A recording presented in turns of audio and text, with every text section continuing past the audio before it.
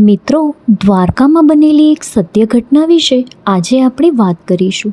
એક પિતા જેણે પોતાની દીકરીને જીવતી જ ગુમાવી દીધી, પણ સૌથી મોટું દુઃખ એ નહોતું.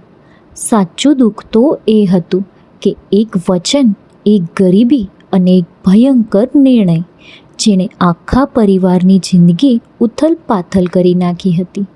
તો મિત્રો, દ્વારકાના એક નાનકડા ગામમાં રહેતા હતા ગોવિંદભાઈ. સમુદ્ર કિનારે માછલી પકડીને ગુજરાન ચલાવતા ગરીબ માણસ. ઘરમાં પત્ની શારદાબેન અને 6 વર્ષની દીકરી કવિતા. કવિતા એ ગોવિંદભાઈની દુનિયા હતી. દરરોજ સાંજે જ્યારે ગોવિંદભાઈ કામ પરથી થાકીને ઘરે આવતા, ત્યારે કવિતા દોડીને આવતી. પપ્પા, આજે શું લાવ્યા મારા માટે? ગોવિંદભાઈ હસતા, મારું દિલ લાવ્યો છું તારા માટે. ઘર ગરીબ હતું, પણ પ્રેમ ખૂબ હતો.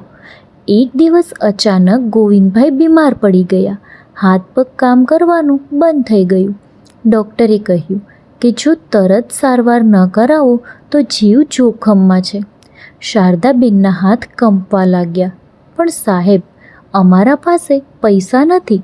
ઘરમાં ખાવાનું પણ નહોતું. દવાઓ તો દૂરની વાત હતી. કવિતા રોજ પૂછતી, માં, પપ્પા કેમ ઉઠતા નથી? શારદાબેન આંખોમાં આંસુ છુપાવીને કહેતા, બેટા, પપ્પા આરામ કરી રહ્યા છે. એક રાત્રે કવિતા ધીમેથી પપ્પા પાસે આવી. નાનકડા હાથથી પપ્પાનું માથું સહેલાવ્યું. પપ્પા, તમે જલ્દી સાજા થઈ જાઓ ને, હું તમને મારી ચોકલેટ આપીશ. ગોવિંદભાઈની આંખોમાંથી તો આંસુ વહી પડ્યા, પણ એ બોલી ન શક્યા. એક દિવસ ગામમાં એક ધનિક માણસ આવ્યો. એણે શારદાબેનને કહ્યું, જો તમે તમારી દીકરી મને આપી દો તો હું તમને 2 લાખ રૂપિયા આપું.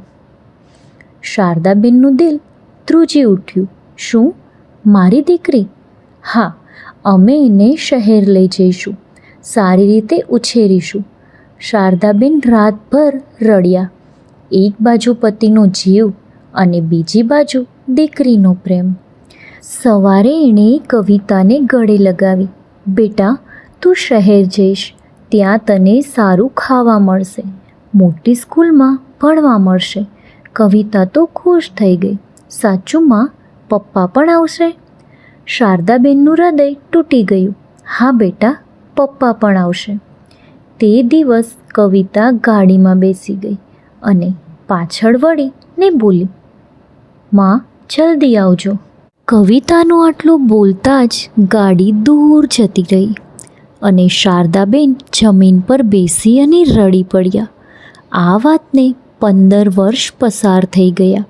ગોવિંદભાઈ હવે સાજા થઈ ગયા હતા, પણ અંદરથી તો તૂટી ગયા હતા. ઘર ખાલી લાગતું હતું.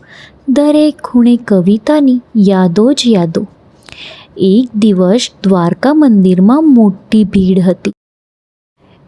એક સુંદર યુવતી ત્યાં આવી.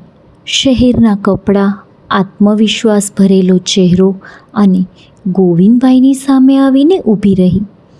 તમારું નામ ગોવિંદભાઈ છે? ગોવિંદભાઈ તો આશ્ચર્યમાં. હા, પણ તું કોણ છે?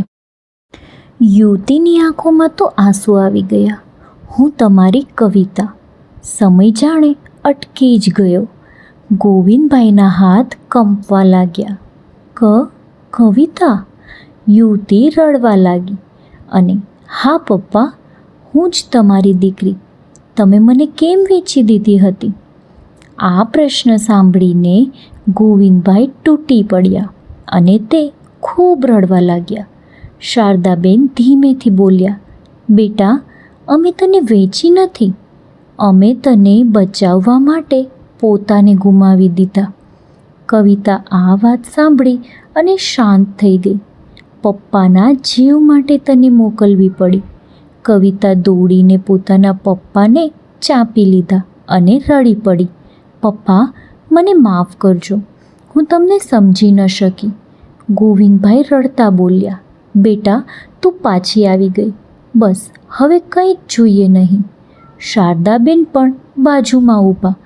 શારદાબેનની આંખોમાંથી આંસુ પણ ધીમે ધીમે વહી રહ્યા હતા.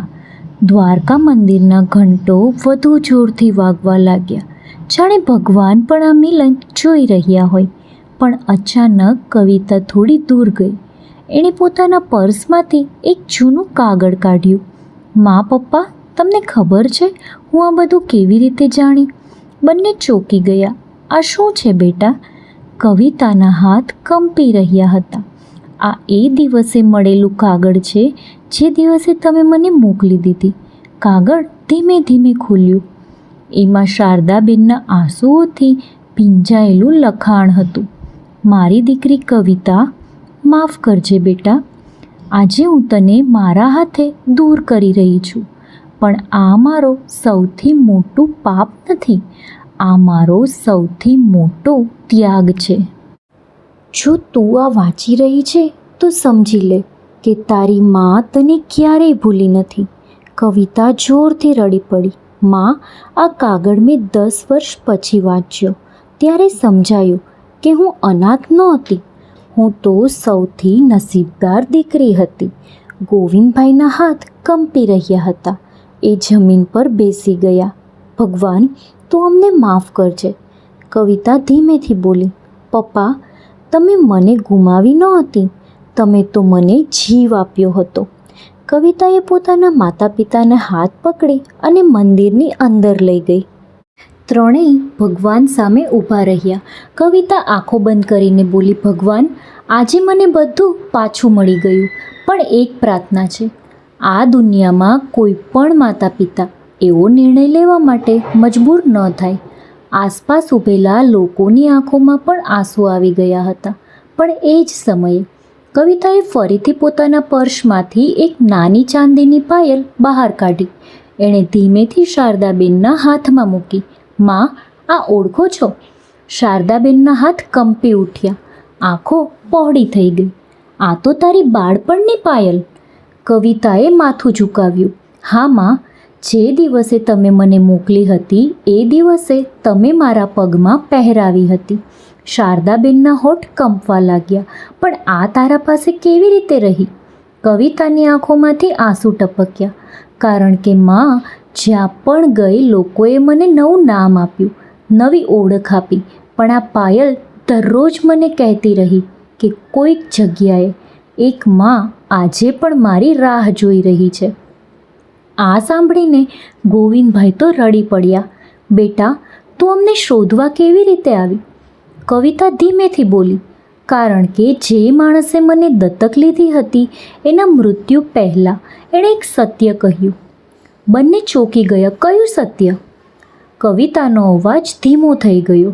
એણે કહ્યું, તમારા માતા પિતાએ તને પૈસા માટે નહીં, પણ તારા પિતાનો જીવ બચાવવા માટે મોકલી હતી. અને થોડી ક્ષણ માટે કવિતા અટકી. એ પૈસામાંથી અડધા પૈસા તો તમારા પપ્પાની સારવારમાં ગયા, પણ બાકીના અડધા. ગોવિંદભાઈ ચોંકી ગયા. બાકીના? કવિતાએ અશ્રુભરી આંખે કહ્યું, માં, એ મારા માટે મંદિરની દાનપેટીમાં મૂકી દીધા હતા કે ભગવાન મારી દીકરીને સુખી રાખજો. આ સાંભળીને કવિતા જોરથી પોતાની માને ચાંપી અને રડી પડી. માં, તમે મને દુનિયાને આપી દીધી, પણ ભગવાને મારી ખુશી સોંપી દીધી. શારદાબેન ફક્ત એટલું જ બોલી શક્યા. માં ક્યારેય સંતાનને છોડતી નથી બેટા, ફક્ત સમયને થોડા સમય માટે સોંપી દે છે. કવિતાએ પોતાના માતા પિતાના હાથ પકડીને દરિયા કિનારે લઈ ગઈ. સૂર્ય ધીમે ધીમે અસ્ત થઈ રહ્યો હતો. પવન હળવે હળવે વહી રહ્યો હતો. કવિતા બોલી, આજ પછી હું ક્યાંય નહીં જાઉં. હવે મારી દુનિયા અહીંથી જ શરૂ થશે. ગોવિંદભાઈએ કવિતાના માથા પર હાથ ફેરવ્યો અને વર્ષો પછી પહેલી વાર એ માણસ ખુલ્લે આમ રડી પડ્યા. ક્યારેક ભગવાન માણસને બધું પાછું નથી આપતા, પણ જે કંઈ પણ પાછું આપે છે એ પહેલાંથી પણ વધારે અમૂલ્ય હોય છે. તો મિત્રો, આ વાર્તા આપણને મેસેજ આપે છે કે દરેક વિયોગ પાછળ કોઈક અજાણ્યો ત્યાગ છુપાયેલો જ હોય છે. પ્રેમ સાચો હોય તો વર્ષો પછી પણ રસ્તો શોધી જ લે છે. તો મિત્રો, આ વાર્તા જો તમને ગમી હોય તો લાઈક અને શેર કરી દેજો. તેમજ આવી જ બીજી વાર્તાના નોટિફિકેશન તમને મળી રહે એ માટે મારી ચેનલને સબસ્ક્રાઈબ પણ કરી લેજો. Thank you for watching.